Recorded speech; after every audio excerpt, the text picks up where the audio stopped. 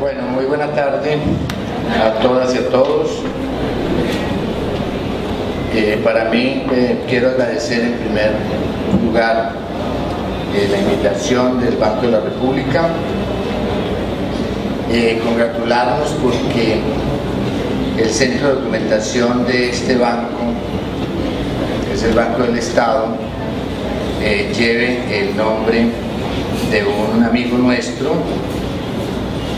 que murió el 12 de agosto del año 2008, es decir, dentro de pocos días estaremos conmemorando el 5º aniversario de su muerte.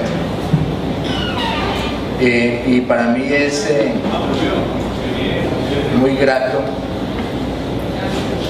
hablar de un aspecto fundamental de la obra de Orlando Falcorta. A manera de introducción yo diría que Orlando, que es de lejos el sociólogo más importante de Colombia, y lo sigue siendo, tuvo siempre en su larga trayectoria intelectual, Orlando comienza a publicar sus primeras obras, Campesinos de los Andes, Los campesinos de la meseta cundinaboyacense, que son sus primeros trabajos, a finales de los años 50 del siglo XX. Lo que lo hace famoso, hablando, que también, como lo comentábamos ahora, lo hace una persona poco apreciada por las élites tradicionales del país, es una obra colectiva que ellos hicieron, que fue publicado su primer tomo en el año de 1960. Es hoy en día una obra clásica de la sociología en Colombia, que él realizó con una investigación de campo muy grande, con otros dos investigadores también ya fallecidos, Monseñor Germán Guzmán Campos y el maestro Eduardo Umaña Luna, de disciplinas bien distintas. Dos sociólogos, Orlando y Germán, y un abogado, que era Eduardo Umaña Luna. Esa obra fue la que lanzó a Orlando a la, digamos, escena académica del país. Esa obra no fue reconocida, yo diría que solo 5 años después de que se publicó el primer tomo de la violencia en Colombia, que es el estudio más sistemático que se haya hecho sobre una época muy poco estudiada en el país, que es la violencia que arranca el 9 de abril del año de 1948 con el asesinato de Jorge Eliezer Gaitán. Nunca sabremos, el libro nos habla de que aproximadamente en la época entre el 9 de abril del 48 y el año de 1958-59, en Colombia se produjeron 300.000 asesinatos. De eso nos habla el libro de Valls de Guzmán Campos y Eduardo Umaña. Esa obra, que solo, como digo, tuvo un reconocimiento académico 5 años después, hacia el año 65, comenzó a ser valorada como el documento histórico, y sigue siendo el documento histórico por excelencia, que documentó ese periodo de la violencia, de una confrontación armada que en algunas regiones del país fue generalizada, y que Valls, junto con Guzmán Campos y Umaña Luna, rastrearon, documentaron viajaron por todo el país, hicieron esta que es una genealogía de la violencia en el país, hicieron por primera vez una caracterización de esa violencia y del trasfondo que siempre tuvo esa guerra civil no declarada, y fue la lucha por la tierra. Nunca se sabrá cuántas fueron los millones de hectáreas despojadas a los cientos de miles de desplazados.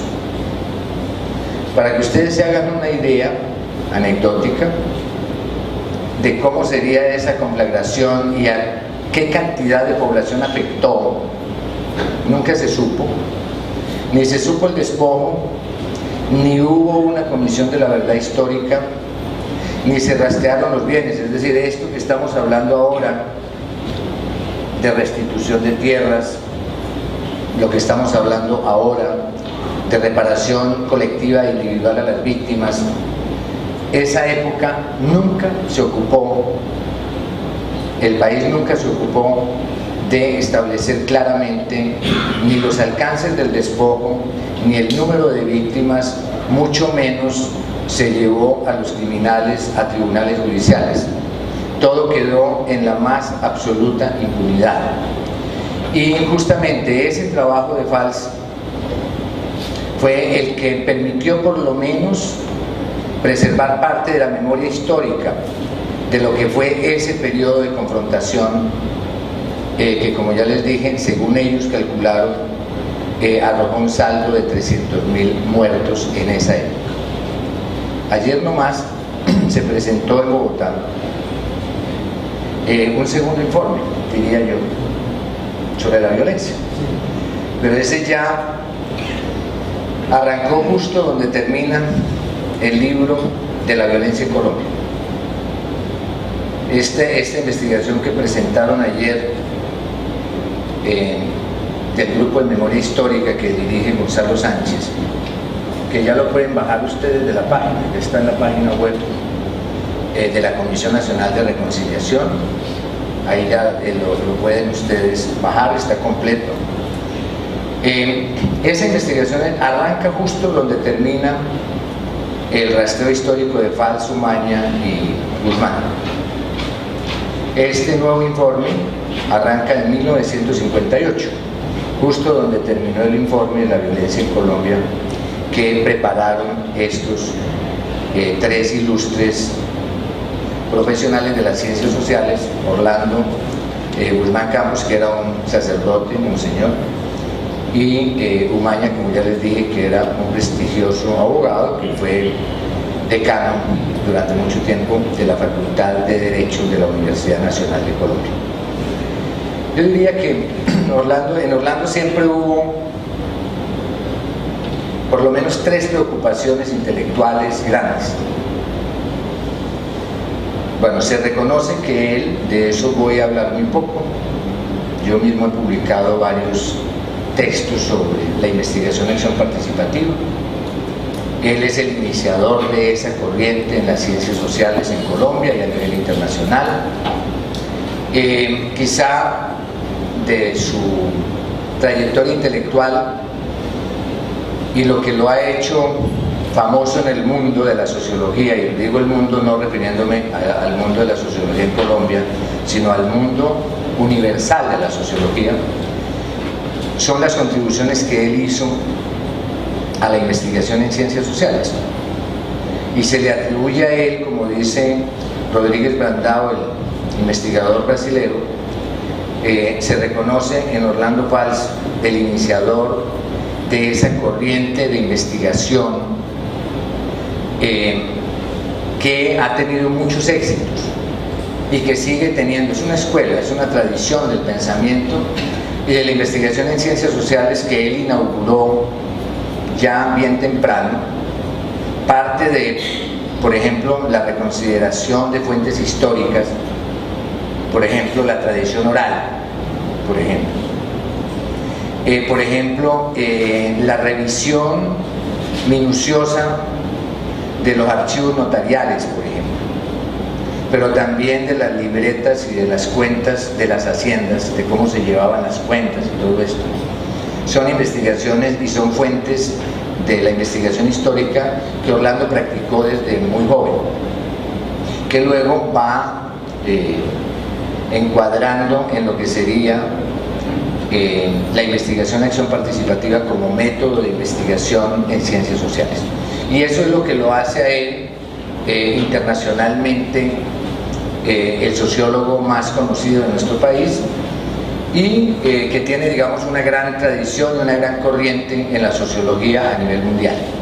Hay muchos seguidores de la IAP en la India, hay muchos seguidores de la IAP en América Latina, en casi todos los países de América Latina, también en África. Recordaba ahora que hacia el año de 1977 Orlando Fals organizó en Cartagena de Indias un gran congreso mundial sobre la investigación acción participativa, de lo cual por fortuna quedaron 2 tomos que resumen muy bien experiencias, método, técnicas de investigación, fuentes de investigación, que son muy importantes para quienes, como nosotros, trabajamos en las ciencias sociales. Y esa fue siempre una pasión de Orlando. Una segunda, por la cual es muy conocido, justo con ese libro de la violencia en Colombia, es la investigación histórica. Orlando hizo una obra bastante sólida en materia histórica, incluido el libro de Fernando Guillén Martínez, El poder presidencial en Colombia, que él terminó. Fernando Guillén Martínez, el fundador de la Facultad de Economía de la Universidad Nacional de Colombia, no alcanzó a terminar esa obra. Orlando encontró los papeles y se dedicó durante 2 años con una generosidad intelectual, como era Orlando. Orlando era una persona muy generosa intelectualmente. Transmitía sus conocimientos sin ninguna restricción. Los compartía con líderes campesinos, pero también en conferencias internacionales de sociología. Y tenía la capacidad de dirigirse de manera muy sencilla y de hablar y de enseñarle a los campesinos cómo se hacía investigación. Pero al mismo tiempo estaba codeándose en los congresos más importantes de ciencias sociales en el mundo, discutiendo sobre los métodos de investigación histórica y científica en las ciencias sociales.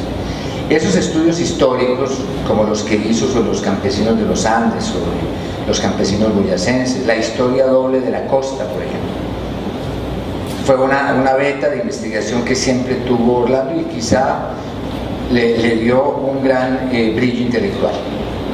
Y la tercera, que fue la pasión de su vida al final, bueno, ni siquiera al final, las preocupaciones de él, de lo que voy a hablar esta tarde, las preocupaciones por el ordenamiento territorial nacen en Fals a comienzos de los años 80 del siglo XX.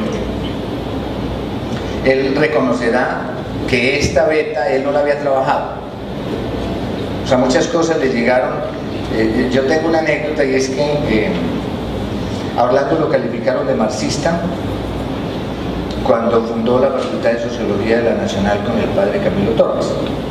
Pero los conocimientos que Orlando tenía, confesados por él, a mí y a muchos otros, los conocimientos que tenía Orlando en la década de los 60 sobre el marxismo eran muy rudimentarios. Incluso él viene a descubrir, por ejemplo, a un autor que es muy importante en la teoría marxista, como Antonio Gramsci, el italiano. Lo viene a descubrir demasiado tarde. Se apasiona. Pero si yo les dijera que el encuentro de él con Gramsci es hacia finales de la década de los 80 del siglo XX. Y sin embargo, Fals fue catalogado macartistamente como si Orlando fuera un marxista absoluto. Él, en algunas conferencias que dio, siempre señaló que su trayectoria intelectual estaba más ligada al funcionalismo norteamericano que a la teoría crítica. Él, digamos que la teoría crítica la adquiere en la vida, en el ejercicio profesional, en el trabajo de investigación, y ahí es donde se encuentra con las corrientes críticas, con la escuela de Frankfurt, se encuentra con el pensamiento marxista, pero no es que Orlando haya tenido esa formación de base. La formación de base de él, como lo decía riéndose, con esa sonrisa que están las fotos del folleto que sacaron acá, porque él era una persona muy alegre, muy alegre, digamos, le gustaba siempre la conversación, y él señalaba, y era un gran conversador, y él siempre señaló que su encuentro con esas teorías críticas fue demasiado tarde. Tuvo que aplicarse porque él decía: yo soy más sociólogo de la escuela de Parsons, del funcionalismo norteamericano, donde estudió, que es su pregrado y su doctorado los hace en la Universidad de la Florida, en Estados Unidos. Y el acercamiento crítico, la teoría crítica, para él es un descubrimiento cuando regresa a Colombia y comienza todo ese trabajo de investigación que lo lleva inicialmente a este libro de la violencia en Colombia, los libros que hace sobre los campesinos de los Andes, sobre los campesinos de Boyacá y Cundinamarca, y solo luego él comienza a preocuparse por temas de la investigación en ciencias sociales. Digamos que primero es un investigador y después es alguien que reflexiona sobre la epistemología, que reflexiona sobre la teoría del conocimiento en las ciencias sociales. Él primero fue un investigador y después se preocupó por esos temas, digamos, de la filosofía, por los temas de la nociología, etc. Esa tercera pasión de Orlando es el ordenamiento territorial. Y digamos que en los últimos años de su vida fue lo que ocupó la mayor parte de su tiempo, como lo vamos a ver en este texto que he preparado para hoy. En un ensayo publicado por la revista Foro, de la cual fue colaborador Orlando Falsborda desde su creación y hasta su fallecimiento durante 23 años, el investigador Álvaro Camacho Guisado, quien también murió el año pasado, que era uno de los grandes amigos de Orlando, Camacho Guisado señaló con toda razón: una de las contribuciones más importantes y menos conocidas que hizo Orlando Falsborda al pensamiento social colombiano fue su trabajo respecto del ordenamiento territorial de la nación. En su condición de miembro de la Asamblea Nacional Constituyente de 1991, donde fue elegido por las listas de la Alianza Democrática M19, Fals se especializó en una investigación sobre la distribución de la población en el territorio nacional y en el estudio de una mejor manera de organizarla, más acorde con características históricas, antropológicas, sociogeográficas y económicas.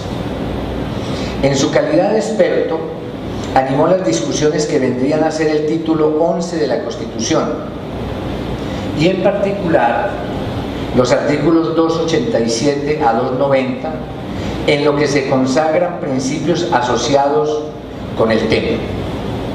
Una vez promulgada esta, Fals fue el secretario general de la Comisión de Ordenamiento Territorial, de donde debería salir la ley respectiva, que aún duerme el sueño de los justos.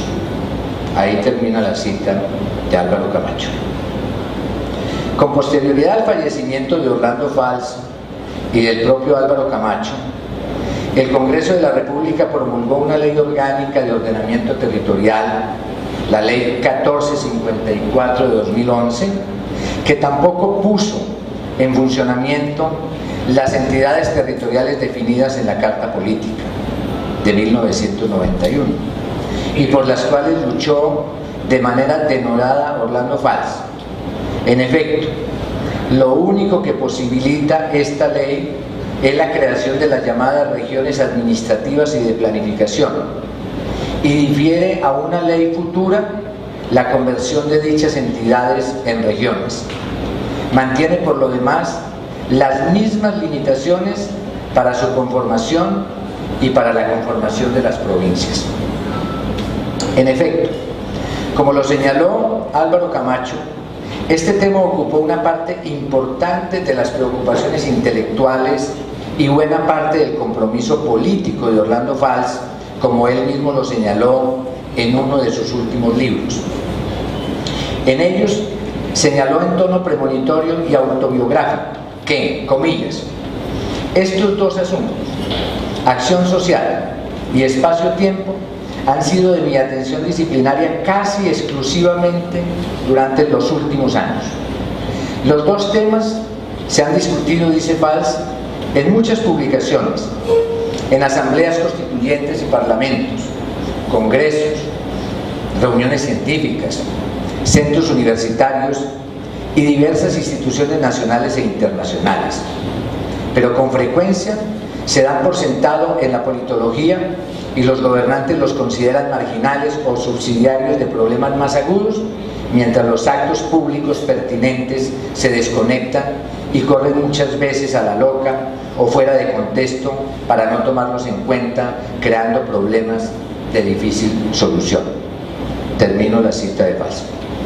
Justamente, lo que intenta Valls es poner en un lugar privilegiado de la agenda pública el tema del territorio, ligándolo a la organización social y política, y en especial pensando en la agenda pública de Colombia, donde se hace necesaria una nueva estructura estatal que a través de una ley orgánica de ordenamiento territorial tenga como propósito, en sus propias palabras, una organización equilibrada y funcional de unidades territoriales delimitadas con base en realidades ecológicas y humanas.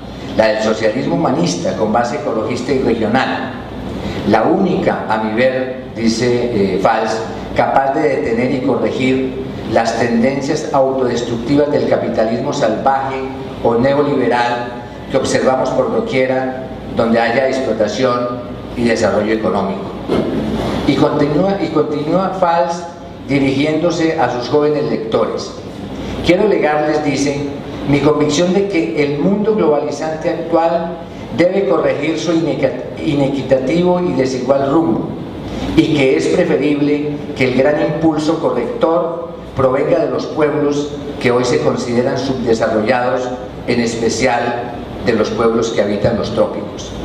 Es posible, con lo propio bien entendido, subvertir el orden universal actual que ha provenido de los poderosos y desarrollados de otras latitudes y diluir la incertidumbre existente para hacer llegar el progreso, la justicia, el respeto mutuo y el amor fraterno a Colombia y a las mayorías del mundo que están sedientas de un nuevo humanismo.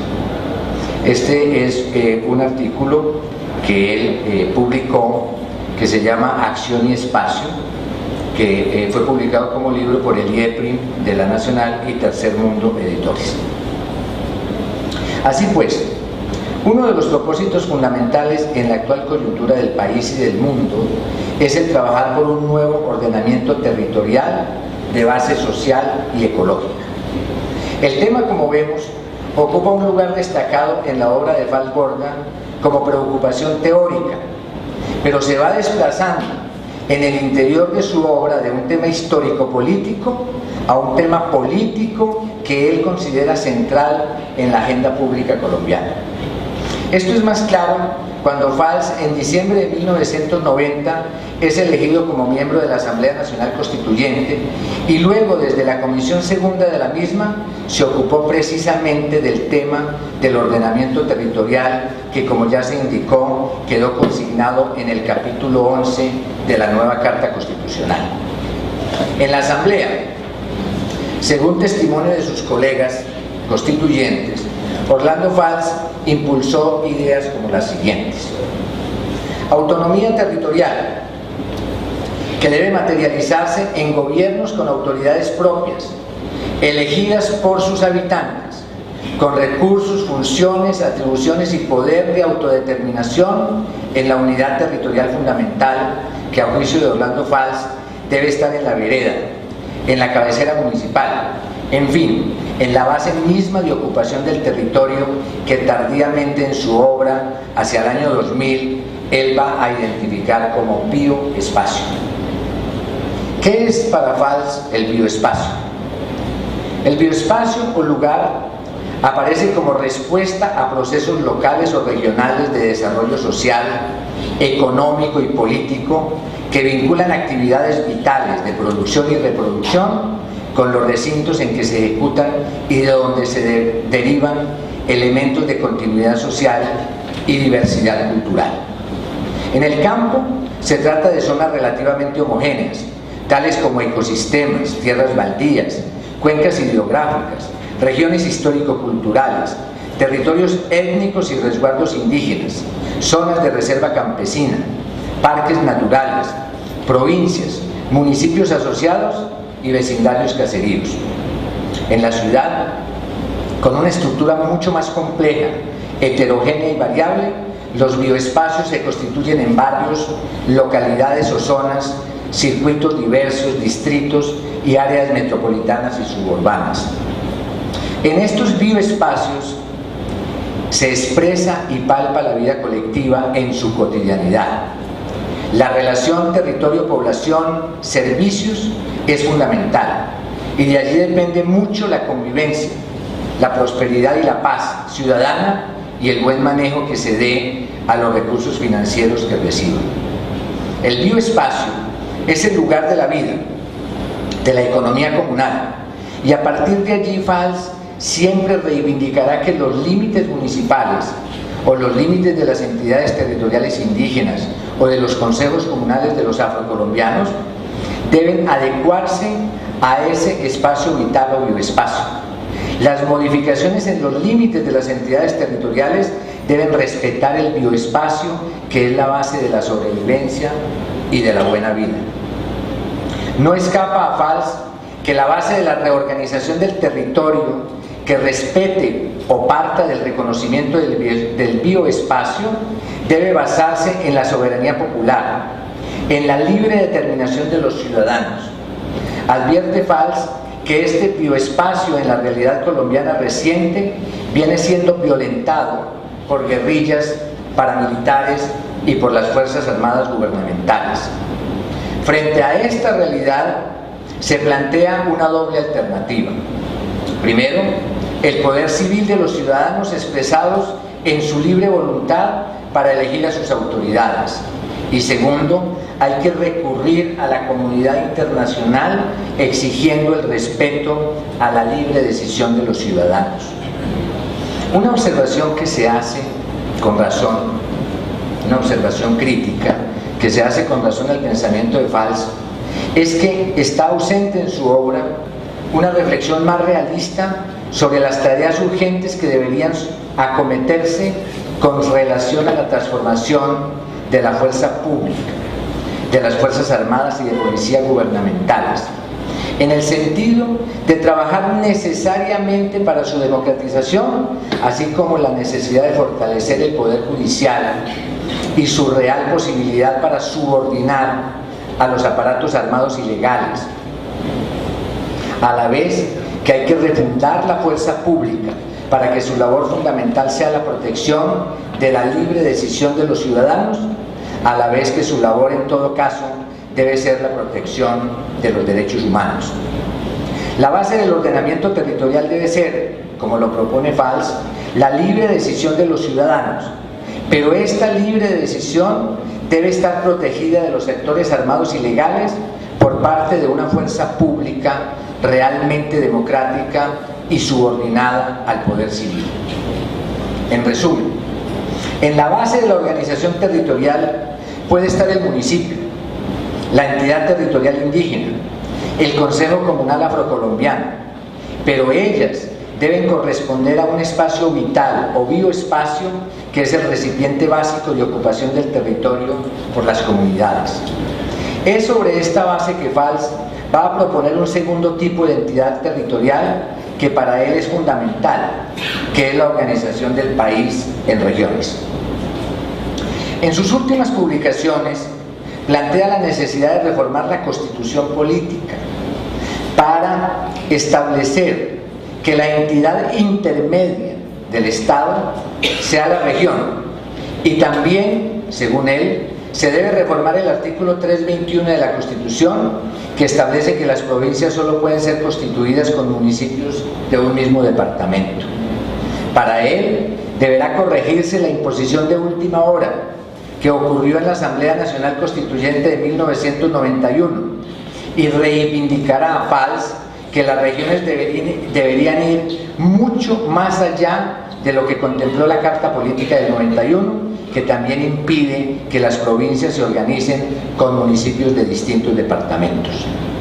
De acuerdo con la Constitución del 91, no es posible plantear esta estrategia, pues la región debe ser la suma de varios departamentos que inicialmente deben constituir las regiones administrativas de planeación, que Valls cree que a lo sumo deberían durar 3 años para pasar luego a ser regiones autónomas.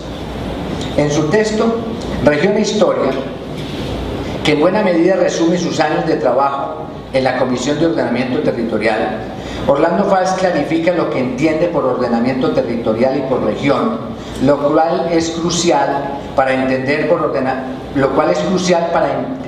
entender su propuesta de nueva división político-administrativa del territorio. Así Valls-Borda plantea que, comillas, entendemos por ordenamiento territorial un conjunto de acciones concertadas para orientar la transformación, ocupación y utilización de los espacios geográficos buscando su desarrollo socioeconómico, teniendo en cuenta las necesidades e intereses de la población, las potencialidades del territorio considerado y la armonía con el medio ambiente. Es de anotar que esta fue la definición que adoptaron en la Comisión de Ordenamiento Territorial al momento de iniciar sus trabajos.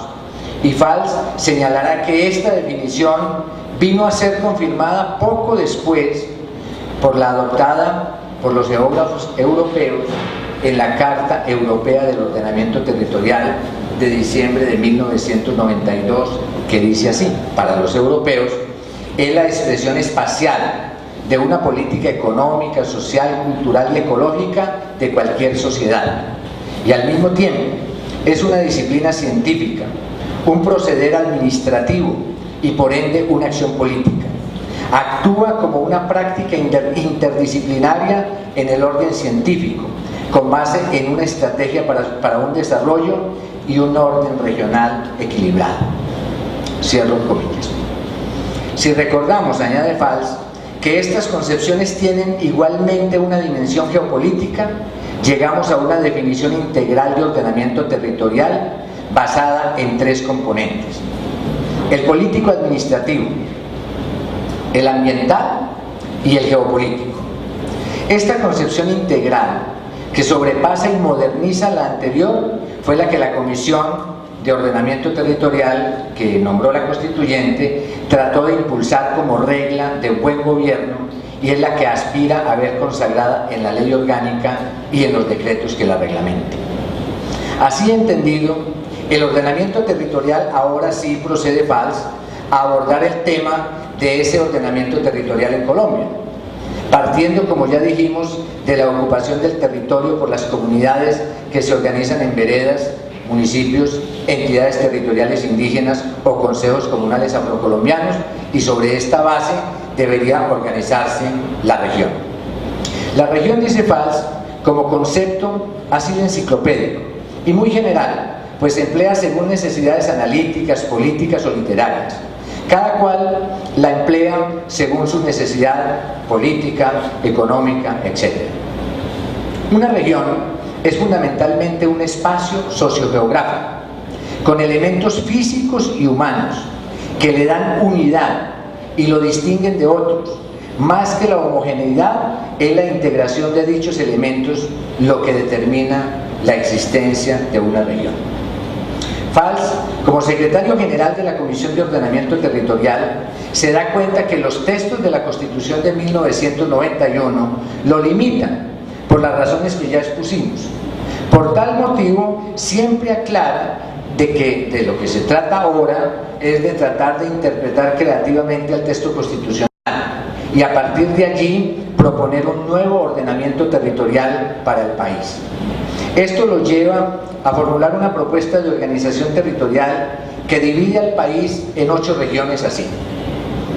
Primero, la región de los hispanochipchas del centro de la República, Bogotá, Cundinamarca y Boyacá. 2, la de los paisas antioqueños y del eje cafetero, con Caldas, Quindío, Risaralda y Antioquia, Chocó con Éxodo. La de los santanderes del norte y del sur, la de los tolimenses y opitas, Tolima con el Huila, la de los caucanos, Valle, Cauca y Nariño, la de los costeños del Caribe, Atlántico, Bolívar, Córdoba, Sucre, Magdalena, Cesar, Guajira y San Andrés con Éxodo. La de los llaneros e indígenas de la Orinoquía, Arauca, Casanare, Meta y Bichada, partes de Guainía y de Guaviare. La de los indígenas, que es la 8ª región que propone, la de los indígenas y colonos de la Amazonía, Caquetá, Putumayo, Baupés y Amazonas, con partes de Guainía y Guaviare.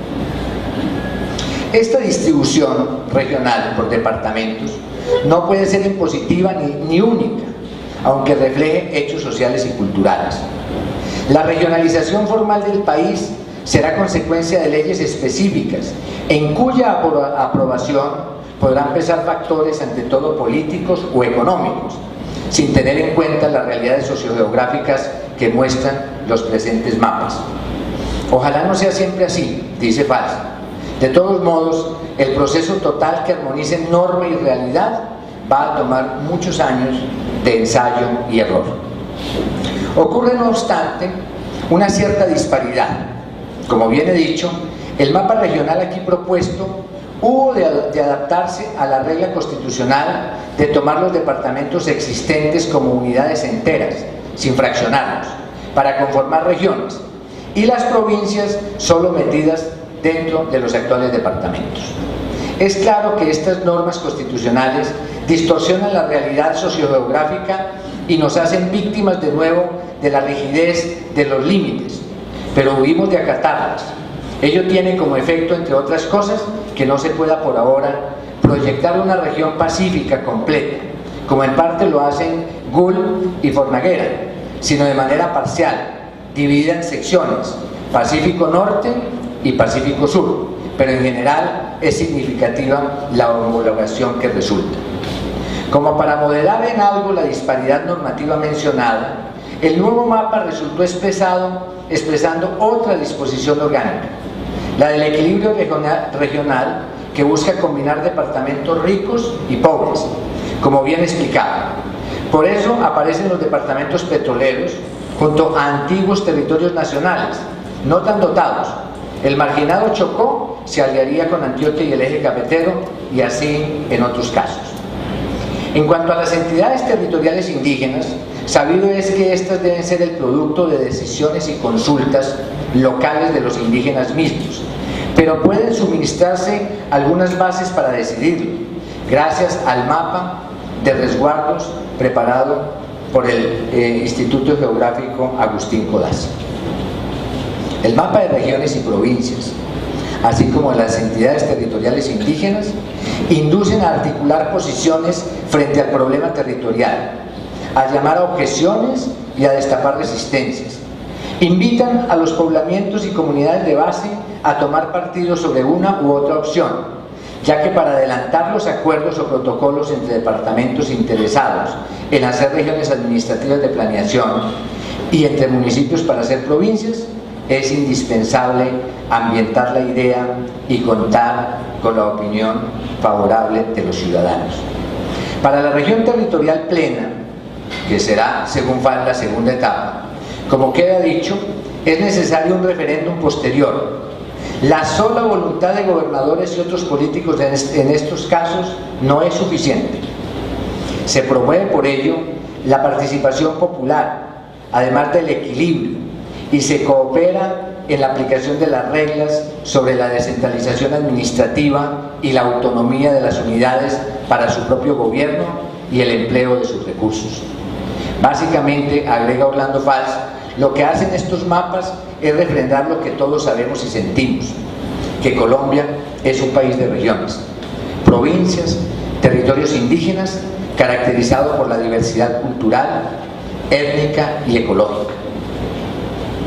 Acercarnos a esta realidad para comprenderla mejor es contribuir a solucionar los problemas que nos afectan como pueblo.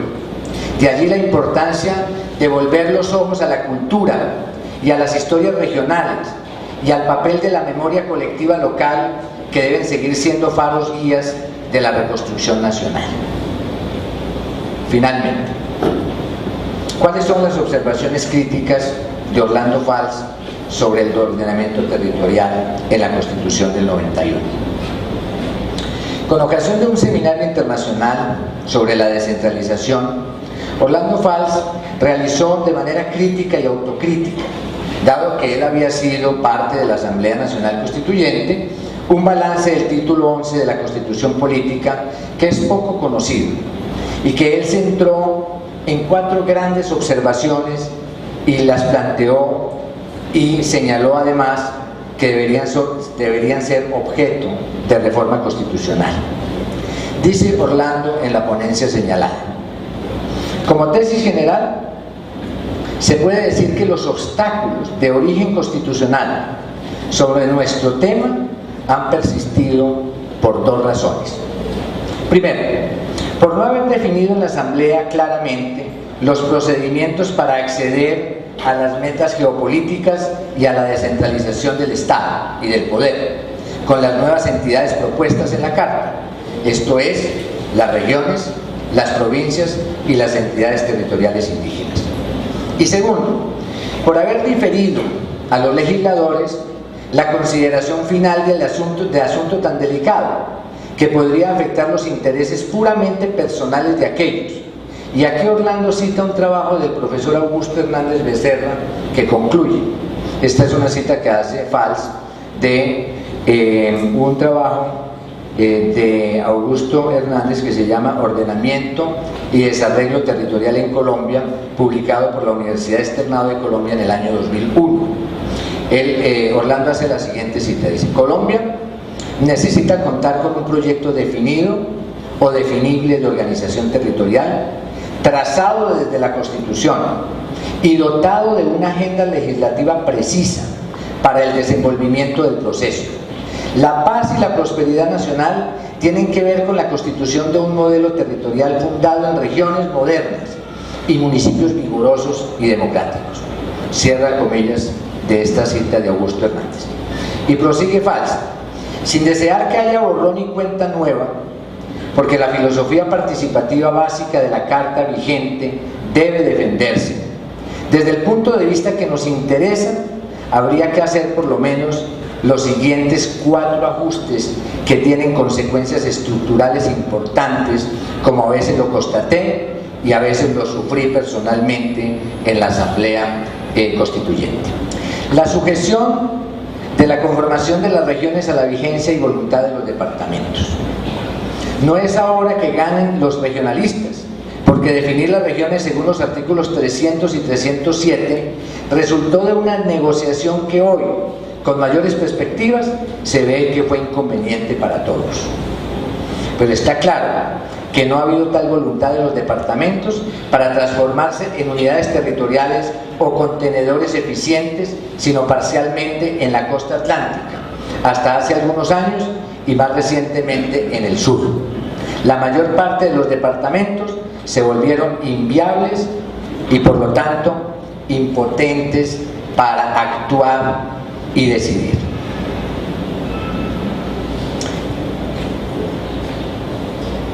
A eso lo llama Orlando, a ese primer punto lo llama él un consenso negativo.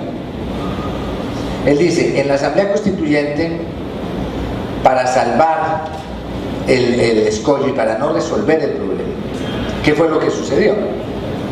Que se ratificaron las entidades territoriales existentes: municipio, departamento, nación.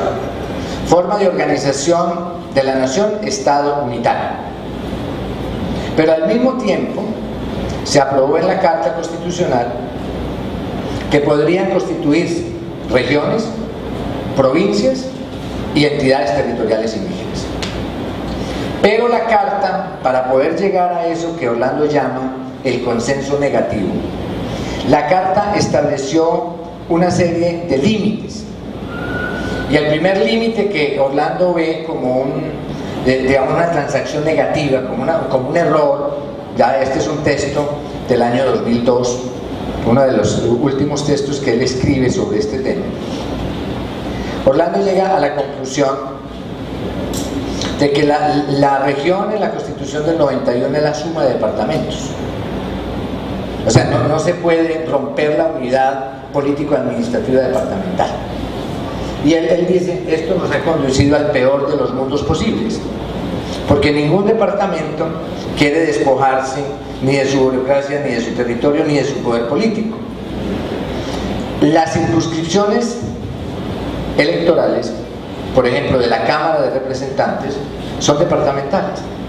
Y entonces Orlando ve que es muy difícil, porque él está durante 8 años al frente de la Comisión de Ordenamiento Territorial. Primero 4 años él directamente, que era el periodo que le había dado la Constituyente el 91 a esa comisión, hasta arrojar esa propuesta que yo les he leído. O sea, el resumen de la propuesta de nuevo ordenamiento territorial que entrega esa comisión al Congreso de la República para que sea aprobada como una ley orgánica de ordenamiento territorial, son las 8 regiones que yo les he descrito anteriormente. Y entonces Orlando dice, hemos caído en una trampa. Esa es la primera conclusión que él hace. Dice, la Constitución del 91 no nos permite salir de ahí. Es que las regiones como agregación de departamentos y las provincias como agregación de municipios de un solo departamento, eso nos paraliza, dice Valls. Y el poder político, que entre otras cosas se configura sobre circunscripciones departamentales en la Cámara de Representantes, hacen imposible que los representantes a la Cámara vayan a votar, como en efecto nunca han votado una reforma que atente contra esa división político-administrativa. Entonces ese es el primer límite. Segundo límite, la prohibición de conformar provincias con municipios de diferentes departamentos. El artículo 321, dice Orlando, como quedó en esta limitación, fue resultado de una imposición inconsulta en el penúltimo día de la Asamblea Constituyente por algunos departamentalistas que ignoraron los principios de economía de escala y de eficiencia en los servicios públicos a nivel municipal, sin advertir que desestimulaban la conveniente agrupación de unidades hoy desarticuladas. Esto ha sido causa del desenfoque administrativo y onerosos costos, como los producidos por la Ley 388 de 1997, que redujeron los planes de ordenamiento territorial en la práctica a los cascos urbanos, tal como se permite en las actuales asociaciones la suma de municipios afines, así sean de diferentes departamentos, y sin que los municipios pierdan su autonomía, resolvería muchos de los problemas de servicios públicos y de manejo local y regional. Además, reconocería la vitalidad histórica de la idea de provincia, que pese a que es una antigüedad rústica, sigue expresando mucho de la voluntad popular de gobierno en gran parte del país y no solo en Colombia. Tercer gran límite que encuentra Valls en la Constitución del 91. La acumulación de funciones administrativas en distritos que son también capitales de departamento. La euforia de algunos delegatarios de la Asamblea Constituyente no permitió ver la confusión duplicatoria y despilfarradora de la acumulación centralizada del poder y de los recursos estatales, implícita en aprobar el artículo 322, que dispone que Bogotá sea, además de la sede del Gobierno Nacional, la capital del departamento de Cundinamarca y la capital de un distrito. El caos y la confusión administrativa resultantes han sido visibles en los innumerables conflictos entre el departamento de Cundinamarca y su gobernador, con el alcalde de Bogotá y con el presidente de la República. O sea, ahí la crítica de Valls va a que municipios que en la práctica son conurbados, que pertenecen a varios departamentos o regiones, Magdalena Medio, por ejemplo. Magdalena Medio comprende municipios de Antioquia, comprende municipios de Santander, comprende municipios de Boyacá y de Caldas. Y entonces, lo que dice Orlando es, la figura que nos dejó la Constitución no nos permite resolver el problema de agrupación. ¿Por qué? Porque nos exige que para ser una provincia se requieren municipios de un solo departamento. Entonces, una región que no necesariamente, porque aquí FAL no está pensando en generar burocracia, etcétera, no. FAL se está pensando en un nuevo sentido del ordenamiento territorial.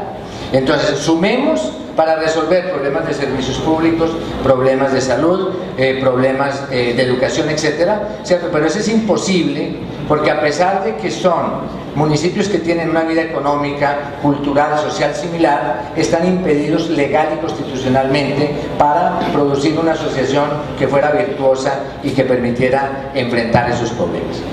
Y finalmente, la cuarta crítica que él hace a la Constitución del 91 dice de la siguiente manera. 4. La promoción de departamentos para los territorios nacionales. El artículo 309 fue resultado de una grave ignorancia de factores culturales que hacen peligrosa e inconveniente la transferencia simple de la estructura departamental andina a las zonas selváticas y llaneras de tradicional ocupación aborigen. En estos casos, aplicar fórmulas alternas de organización territorial, como por ejemplo las entidades territoriales indígenas, habría resultado mucho más conveniente. Lo que todavía se puede hacer, claro, que habría que evitar de todos modos la extensión de prácticas inmorales de gobierno y despilfarro monetario que priman en los departamentos, lo que ha venido ocurriendo por desgracia en los nuevos departamentos marginales desde 1991. Puede haber otros ajustes al incoherente título 11 de la Carta. Recordando las sesiones de la Asamblea, veo que erramos al no hacer caso, por lo menos a las severas recomendaciones de los colegas Juan B. Fernández, quien clamó por la obligatoria transformación de los departamentos en regiones, Carlos Lleras de la Fuente al proponer la clausura indefinida del Congreso, y Héctor Moreno Reyes al hacer valer los peligros de la graduación a departamentos de los territorios nacionales. Hoy estamos recogiendo la cosecha de indecisión, ingobernabilidad y corrupción que aquellas malas iniciativas llevaron a la República. No obstante, y pasando ahora a aspectos positivos, con o sin la ley orgánica, recientes coyunturas nos han ido mostrando una salida práctica inesperada, como surgió de las elecciones para gobernadores en 1999. Me refiero a la preconformación de la región administrativa y de planificación en el sur del país, según el artículo 306 de la Carta Política, por voluntad de los 6 gobernadores entonces elegidos. Con esto quisiera terminar señalando, estas son las críticas, como he dicho, el gobierno, bueno, después de la muerte de Valls, ocurrió un hecho muy importante, y es que lo que él llama la región Caribe, los gobernadores de estos departamentos, en el año 2010 se reunieron y de manera muy juiciosa trabajaron un proyecto de ley orgánica. Ese proyecto de ley orgánica lo presentaron en el debate presidencial.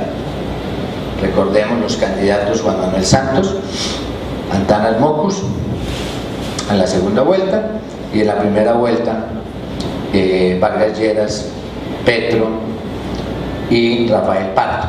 Y ahí, digamos, se hizo un debate sobre una propuesta que les voy a resumir, que a mi juicio, digamos, es que está en el marco de la Constitución del 91, y era una propuesta realista. Esa propuesta consistía en lo siguiente, que fue, digamos, ustedes saben que se metió una papeleta adicional en las elecciones de 2010, que logró tener un poco más de 2.600.000 votos, ¿cierto? Y principalmente, ojo, principalmente de 2 regiones del país, de la costa Caribe y de Nariño, Cauca y el Valle, desde lo que llama FAL la región sur. El proyecto planteaba lo siguiente: Créase la región Caribe, con los 7 departamentos. Créase un parlamento regional que tenga capacidad de aprobar tributos, contribuciones, impuestos, para que tenga músculo financiero. En esa entidad territorial Caribe se elegiría mediante voto popular un parlamento regional, y mediante voto popular se elegiría un gobernador regional para darle autonomía política, para generar un hecho político dentro de la estructura del Estado. La única crítica que nosotros hicimos al proyecto es que el proyecto no lograba zanjar el problema del departamento. Es decir, tú creas la región, la creas con un parlamento, la creas con posibilidades de tener una hacienda pública regional importante, y al mismo tiempo la dotas de legitimidad política, porque nombras un parlamento regional votado, ¿cierto?, por la ciudadanía, pero también nombras un gobernador regional, con lo cual, digamos, adquiere peso político. Pero la pregunta que habría que formularse es, bueno, ¿y qué haces con los departamentos? ¿Vas a marchitarlos? ¿Los vas a dejar como un nivel subregional de gobierno? ¿Con qué funciones? ¿Con qué atribuciones? Este proyecto, que era muy bueno, fue presentado en la ciudad de Santa Marta a los candidatos Mocus y Juan Manuel Santos. Juan Manuel Santos dijo que lo iba a llevar al Congreso, y lo llevó en efecto al Congreso, pero no ese proyecto, sino un proyecto absolutamente inocuo, que es la ley 1554 que acabo de mencionarles al comienzo. Ese proyecto es inocuo porque no resuelve el problema. Difiere a la ley futura de ordenamiento territorial, a otra ley futura, la creación de las regiones, con lo cual, como dijeron los gobernadores de la costa, les hicieron un conejazo grandísimo. El tema, quiero decirles, para concluir y para volver al pensamiento de Fals, yo creo que las 4 críticas que hace Orlando, que repito, este es uno de los últimos textos que él hace después de haber trajinado durante 4 años en la Comisión de Ordenamiento Territorial, llegar a formular la propuesta, presentar un proyecto de ley orgánica que lo presentaron a la consideración del Congreso de la República, proyecto que ni siquiera fue discutido.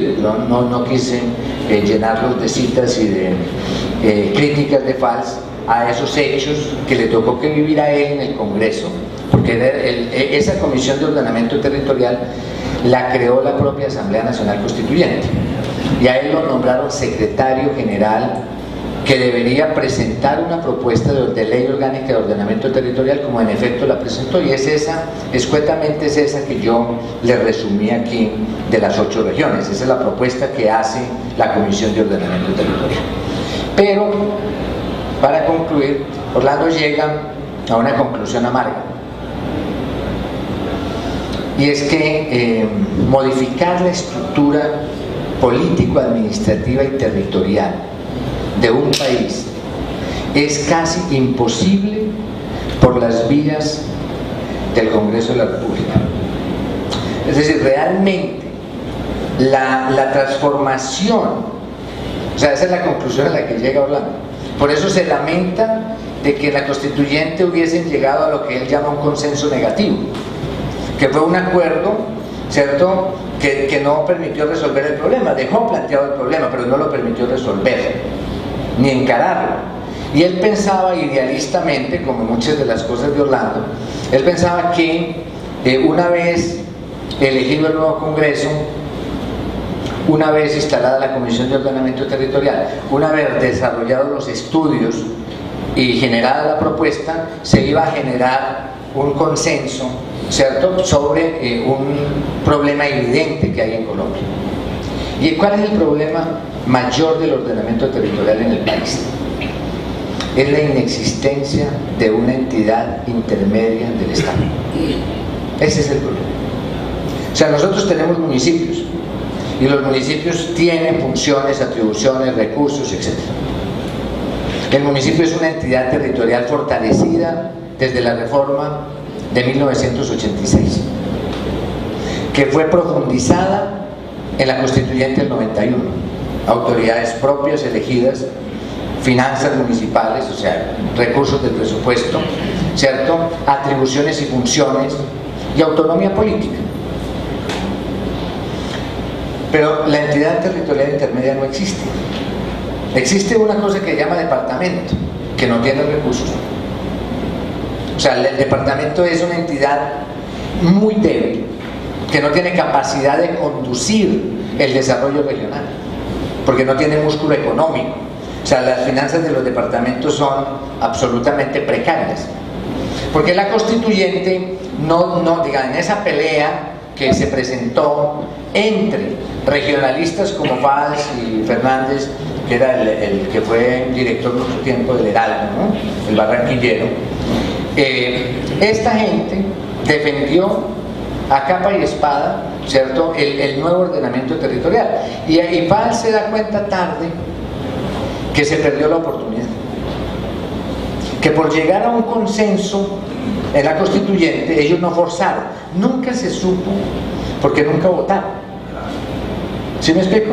Nunca se supo qué fuerza tenía cada bloque, porque lo que se impuso fue lo que llama falso un consenso negativo. Bueno, dejemos los departamentos y después nombremos una comisión y dejemos en la Constitución que son posibles la región, la provincia y la entidad territorial indígena. Hasta hoy en día, ustedes lo saben, no hay regiones, no hay provincias y no hay entidades territoriales indígenas, a pesar de la presencia indígena en el Congreso de la República, ¿cierto?, que fue ganada en la Constitución del 91.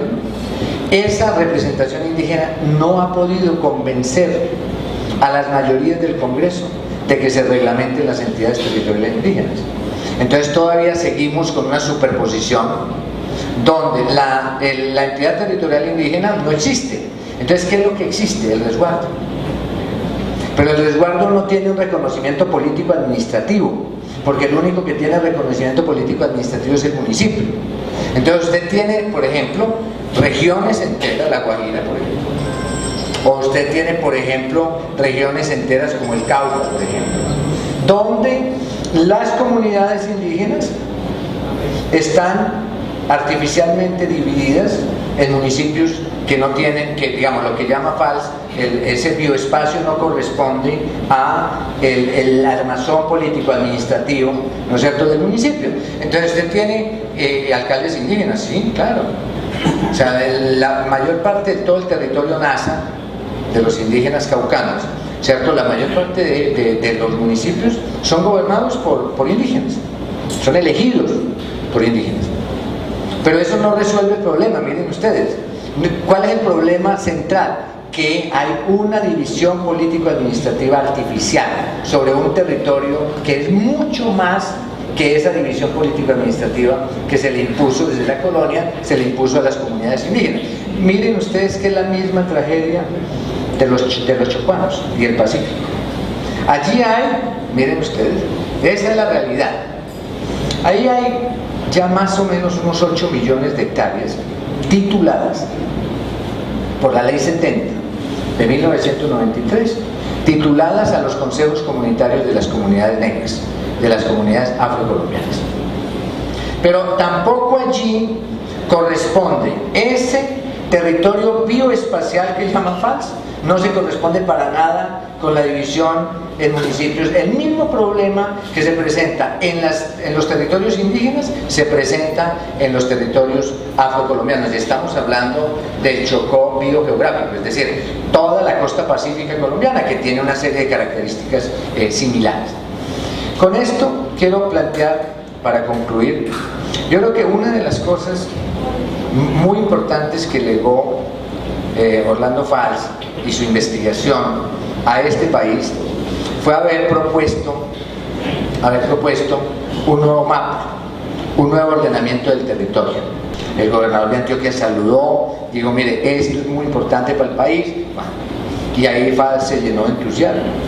digo, esto va por la vía práctica. Nosotros éramos más, digamos, un poco más pragmáticos, llamemos así, ¿cierto? Y le dijimos, Orlando, no sueñes. Si es decir, nosotros estamos en una circunstancia en la cual los grandes temas, dos grandes temas de la constituyente fueron mal resueltos. El tema de la justicia, o sea, con la sola excepción de la Corte Constitucional. Pero eso que tenemos hoy en las altas cortes es la reforma de la justicia malograda, felizmente malograda, que era una contrarreforma a la Constitución, 32 artículos de la Constitución que naufragó el año pasado por el susto que le dio a Santos de la convocatoria de un referendo derogatorio de esa reforma. Por eso la unió a la ciudadanía, un movimiento muy grande, ¿cierto?, en las redes sociales. Eso asustó a Santos y hundió la reforma. Pero ahí tenemos dos problemas, y la desgracia de esto, como es la conclusión a la que llega Orlando, que yo creo que es muy real, es que modificar la estructura del territorio por la cantidad de intereses que hay creados en la estructura política dominante resulta casi imposible por la vía normal de los congresos de la República. Solo mecanismos extraordinarios como una asamblea constituyente son los que permiten resolver ese tipo de problemas.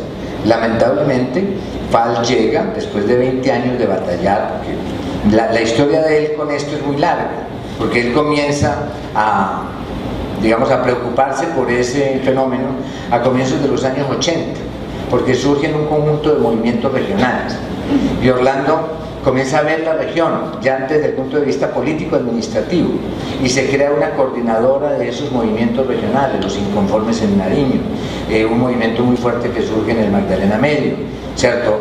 Un movimiento que surge aquí en la costa. Todo eso se reúne y eran, digamos, expresiones políticas regionales, y Orlando ahí comienza a ocuparse y comienza a escribir desde los años 80, estoy hablando del comienzo de los años 80, 83, 84, ¿cierto? Y ahí Orlando comienza a preocuparse por este tema. Y digo, todos esos años de lucha, la constituyente, donde él se mete, porque muchos pensaban que él iba a ir a una de las comisiones de la constituyente, porque había 5 comisiones en la constituyente, ¿cierto? Y él escoge, porque a él no lo obligan a meterse a ninguna comisión, o sea, por su condición de gran intelectual, de una persona muy reconocida, etcétera. Bueno, Orlando, ¿qué comisión quieres tú? O sea, no vamos a discutir de la comisión que tú quieras entrar. Y él dice, yo me voy a la comisión segunda, que es la de ordenamiento territorial. Con eso ya sabemos qué lugar, ¿cierto?, ocupaba este tema en su pensamiento, en su proyecto político y en su producción intelectual. Muchísimas gracias, y gracias de nuevo por la invitación.